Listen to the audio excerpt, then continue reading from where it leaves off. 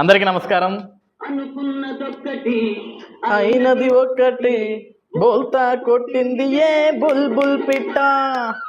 అనుకున్నదొక్కటి అయినది ఒక్కటి బోల్తా కొట్టిందిలే బుల్బుల్ పిట్ట.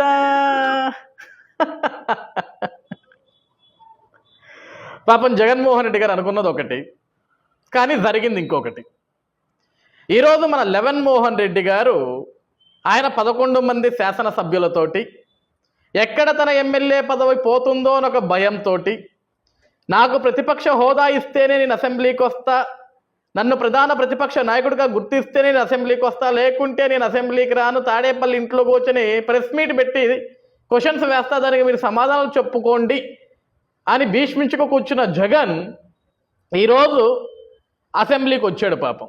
ఎందుకంటే అసెంబ్లీకి రాకపోతే, అసెంబ్లీ మొదలైన తర్వాత 60 పని దినాలు అసెంబ్లీకి రాకపోతే ఆ శాసనసభ్యుడి పైన అనర్హత వేటు వేసి అతన్ని ఎమ్మెల్యేగా కూడా తొలగించే కొన్ని పరిస్థితులు ఉన్నాయని చెప్పేసి, దానికి ఒక రాజ్యాంగం రూల్స్ ఉన్నాయని చెప్పేసి స్పీకర్ గారు, డిప్యూటీ స్పీకర్ గారు చెప్పడం మనకు తెలిసిన విషయమే.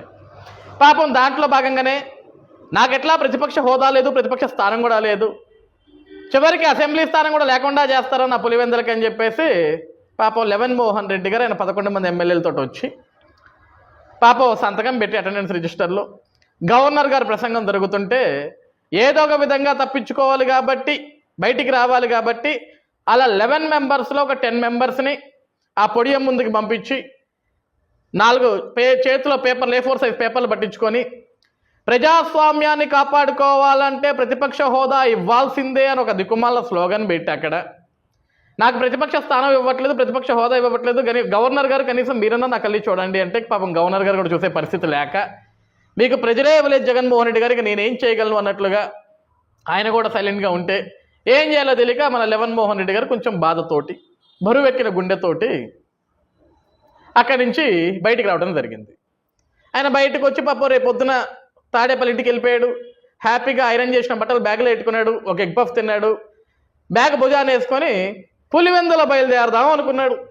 ఇంతలో బ్రేకింగ్ న్యూస్, ఏదైతే ఈరోజు అసెంబ్లీకి వచ్చి జగన్మోహన్ రెడ్డి గారు పెట్టిన సంతకం ఉందో ఆ సంతకం చెల్లదు. ఎందుకంటే ఈరోజు జరిగింది కేవలం గవర్నర్ గారి ప్రసంగం మాత్రమే, బిజినెస్ అవర్స్ జరగలేదు, ప్రశ్నోత్తరాలు జరగలేదు, బిజినెస్ అవర్స్ జరగలేదు. కాబట్టి అసలైన అసెంబ్లీ రేపటి నుంచి మొదలవుద్ది. కాబట్టి జగన్మోహన్ రెడ్డి గారు రేపు మళ్ళీ అసెంబ్లీకి రావాలి, అసెంబ్లీకి వచ్చి సంతకం పెట్టాలి. ఈ రోజు పెట్టిన సంతకం చెల్లదు. మరి ఏం చేయాలి జగన్మోహన్ రెడ్డి గారు పాపం చెప్పండి. ఈ రోజు పెట్టిన సంతకం చెల్లదు. చెల్లనప్పుడు జగన్మోహన్ రెడ్డి గారు ఏం చేయాలి, ఆయన బాధ ఏంటి, పాపం ఆయన పరిస్థితి ఏంటో తెలియాలి అంటే అనుకున్నదొక్కటి అయినది ఒక్కటి బోల్తా కొట్టిందిలే జగన్మోహన్ రెడ్డి నీ వ్యూహం. అరే రే రే ఎంత కష్టం వచ్చింది జగన్ అన్న నీకు. వై నాట్ 175 అంటివి, నా వెంట్రుకు ఎవడు పీకలేడంటివి, మళ్ళీ జగనన్న 2.0 మీరు చూస్తారంటివి, జగనన్న 2.0లో కూడా నా వెంట్రుకు ఎవడూ పీకలేడు, ఈసారి బలంగా కొట్టబోతున్నామంటివి. మాటలకి చేతలకి చాలా తేడా ఉంటుంది జగన్మోహన్ రెడ్డి గారు. కాబట్టి మనం అన్నీ మూసుకొని మళ్ళీ రేపొద్దున మన 11 మెంబర్స్ తోటి లెవెన్ మోహన్ రెడ్డి గారైనా మీరు అసెంబ్లీకి రావాలి, సంతకం పెట్టాలి. ఆ తర్వాత ఉంటారో ఎట్లా ఉండరు, ఎందుకంటే మీకు ప్రతిపక్ష స్థానం ఉండదు. నాకు ప్రశ్నించే సమయం కావాలి, ప్రతిపక్ష స్థానం కావాలి అంటే యాజ్ ఎమ్మెల్యేగా మీరు ప్రశ్నించుకోవచ్చు మీకు ఇచ్చిన సమయంతో. అంతకుమించి ఎక్కువ సమయం ఇవ్వరు కాబట్టి, మీరు ఎలా ఉండరు కాబట్టి రేపు పొద్దున్నే వచ్చి ఓ సంతకం పెట్టి వెళ్ళిపోండి. అందరికీ నమస్కారం. ఎట్టకేలకు వైఎస్ జగన్మోహన్ రెడ్డి నేడు అసెంబ్లీకి వచ్చాడు. కానీ పాప ఎవరు అక్కడ పట్టించుకోకపోవడంతో అసెంబ్లీ నుంచి వాకౌట్ చేశాడు జగన్మోహన్ రెడ్డి. అసలు జగన్ అసెంబ్లీకి ఎందుకు వచ్చాడు, ఎందుకు వాకౌట్ చేశాడు? ఈరోజు జగన్ అసెంబ్లీకి రావడానికి ముఖ్య కారణం ఏంటంటే, మొన్న ఢిల్లీలో జరిగిన స్పీకర్ల సమావేశంలో స్పీకర్ అయ్యన్న పాత్రుడు గారు, డిప్యూటీ స్పీకర్ రఘురామకృష్ణరాజు గారు మీడియా సమావేశంగా మాట చెప్పారు. ఏ శాసనసభ్యుడైతే 60 పని దినాలు వరుసగా అసెంబ్లీకి రాకపోతే ఆ శాసనసభ్యుడి మీద అనర్హత వేటు వేసే అవకాశం ఉంది, అది చట్టంలో ఒక రూల్ ఉంది, ఆ రాజ్యాంగం ప్రకారం ముందుకు వెళ్తామని చెప్పారు. ఆ భయంతో ఈరోజు జగన్మోహన్ రెడ్డి గారు నాకు ప్రతిపక్ష హోదా ఇస్తేనే నేను అసెంబ్లీకి వస్తా, నన్ను ప్రతిపక్ష నాయకుడిగా గుర్తిస్తేనే నేను అసెంబ్లీకి వస్తా, అసెంబ్లీలో ముఖ్యమంత్రి గారికి ఎంతైతే సమయం కేటాయిస్తారో మాట్లాడేదానికి ఒక ప్రతిపక్ష నాయకుడిగా నన్ను కూడా గుర్తించి అదే సమయం నాకు కూడా కేటాయిస్తే నేను ప్రజల తరపున మాట్లాడతా, లేకపోతే నేను అసెంబ్లీకి రానని మాట్లాడిన జగన్ ఈరోజు వాటన్నిటిని పక్కకు పెట్టేసి చివరికి తనకున్న పులివెందుల ఎమ్మెల్యే పదవి కూడా ఎక్కడ పోతుందో అన్న భయం, ఎక్కడ స్పీకర్ గారు తన మీద అనర్హత వేటు వేస్తారన్న భయం, ఆ భయంతో ఈరోజు ఆయన భీష్మించు కూర్చున్న శబ్దాన్ని పక్కన పెట్టి అసెంబ్లీకి రావటం జరిగింది. అసెంబ్లీకి వచ్చిన తర్వాత గవర్నర్ గారి ప్రసంగం జరుగుతుంది. ఆ గవర్నర్ గారి ప్రసంగంలో గందరగోళం సృష్టించాలని చెప్పేసి జగన్మోహన్ రెడ్డి తన ఎమ్మెల్యేలతోటి గవర్నర్ గారు ప్రసంగాన్ని అడ్డుకోవాలని చెప్పేసి 4 పేపర్లు పట్టుకొని ఏం స్లోగన్ అండి అది, ప్రజాస్వామ్యాన్ని రక్షించాలి అంటే ప్రతిపక్ష హోదా ఇవ్వాలి, ప్రజాస్వామ్యాన్ని పరిరక్షించుకోవాలి అంటే ప్రతిపక్ష స్థానం ఇవ్వాలి.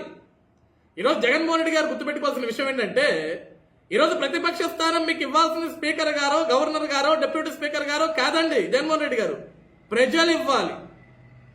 ఈరోజు ప్రజలు మిమ్మల్ని ప్రతిపక్ష స్థానంలో కూడా చూడటం ఇష్టం లేకుండా కేవలం మిమ్మల్ని పులివెందుల ఎమ్మెల్యేగా మాత్రమే వాళ్ళు మిమ్మల్ని అక్కడికి మాత్రమే గుర్తించారు. మీకు ప్రతిపక్ష స్థానం కూడా లేదు. మీకు నిజంగా ప్రతిపక్ష స్థానం కావాలి, ప్రధాన ప్రతిపక్ష హోదా కావాలంటే మీకు 18 మంది ఎమ్మెల్యేలు కావాలి. మరి మనకి ఎంతమంది ఉన్నారండి? 11 మంది ఎమ్మెల్యేలు ఉన్నారు. కాబట్టి 11 మంది ఎమ్మెల్యేలు ఉన్న జగన్మోహన్ రెడ్డి గారు ప్రతిపక్ష స్థానం అడగటానికి అనర్హులు. మీకు అర్హత లేదు ప్రతిపక్ష స్థానం తీసుకునేదానికి. ఇది వాస్తవం. ఈరోజు ఆంధ్రప్రదేశ్ రాష్ట్ర ప్రజానికం మొత్తానికి కూడా తెలుసు, జగన్ ప్రతిపక్షానికి పనికిరాడు, అనర్హుడు, కేవలం పులివెందుల శాసనసభ్యుడు మాత్రమే.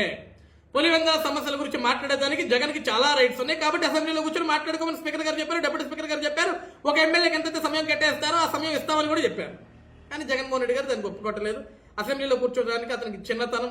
ఎందుకంటే గతంలో ఆయన ఎన్ని అవమానాలు చేశారో చంద్రబాబు నాయుడు గారిని, ఎన్ని అనరాని మాటలు అన్నారో, ఎన్ని వెకిలి చేష్టలు చేశారో జగన్మోహన్ రెడ్డికి బాగా తెలుసు. అవే తిరిగి అతనికి ఎక్కడ బూమ్రాంగ్ అవుతున్న భయం. కానీ చంద్రబాబు నాయుడు గారి ప్రభుత్వం, కూటమి ప్రభుత్వం, చంద్రబాబు నాయుడు గారి పరిపాలన, ఆయనకున్న విజనరీ, ఆయనకున్న డిసిప్లినరీ, అలాంటి వెటకారాలు వెకిలి చేష్టలు చేయడం వాళ్ళకి ఇష్టం లేదు. వాళ్ళకున్న ఒకటే ధ్యేయం, అసెంబ్లీ అంటే ఒక దేవాలయం. ప్రజల సమస్యల పట్ల మనం గలాన్ని విప్పాలా, ప్రజల సమస్యల గురించి మనం చర్చించుకోవాలా, ఏం చేస్తే ప్రజలకి బాగుంటుంది, రాష్ట్రానికి బాగుంటుంది అనే విషయాల మీద మాట్లాడుకుంటారు తప్ప వెకిలి భజనలు, వెకిలి డైలాగులు, వెకిలి చేష్ట చేయటం కూటమి ప్రభుత్వంలో ఉన్న నాయకులకి పెద్దలకి తెలియదు. కాబట్టి జగన్మోహన్ రెడ్డి గారి విషయాలు భయపడాల్సిన అవసరం లేదు. కానీ ఈరోజు వాళ్ళ 11 మంది ఎమ్మెల్యేలు అంటే జగన్మోహన్ రెడ్డి గారు పాపం ఆయన గొంతు తెరవలేదులేండి. నాకు ప్రతిపక్ష స్థానం ఇస్తారా ఎవరా, నన్ను ప్రధాన ప్రతిపక్ష నాయకుడిగా గుర్తిస్తారా గుర్తివరా, ముఖ్యమంత్రికి ఇచ్చే సమయం నాకు ఇస్తారా ఎవరా, ఇవేమీ ఆయన అసెంబ్లీలో మాట్లాడలేదు. ఆయన ఒక చిన్న పిల్లవాడి మాదిరి అలిగిన ముఖం పెట్టుకొని చేతులు కట్టుకుని అక్కడ కూర్చున్నాడు. వీళ్ళ ఎమ్మెల్యేల 10 మంది అరుస్తున్నారు. వాళ్ళు ఎంత అరిచినా సరే అక్కడ ఎవరు పట్టించుకునే పరిస్థితిలో లేరు. అరిస్తే అరుస్తున్నారు, అరిసి గొంతు నొప్పి వచ్చి వాళ్ళే కూర్చుంటారు అనుకున్నారు. ఇక జగన్మోహన్ రెడ్డి గారికి కోపం వచ్చింది. ఆయన అలిగిన అలకకి తట్టుకోలేక లేచి, మీరే చూడండి బొత్స సత్యనారాయణని, ఏమయ్యా బొత్స నేను పోతున్నా, వాళ్ళు పట్టించుకోవట్లా, నన్ను గుర్తించట్లా, ఇక్కడ ఉండి నా పరువు నేను పోగొట్టుకోను, నేను వాకౌట్, మీరు వస్తారా రారా, మీరు రాకపోతే నేను పోతా.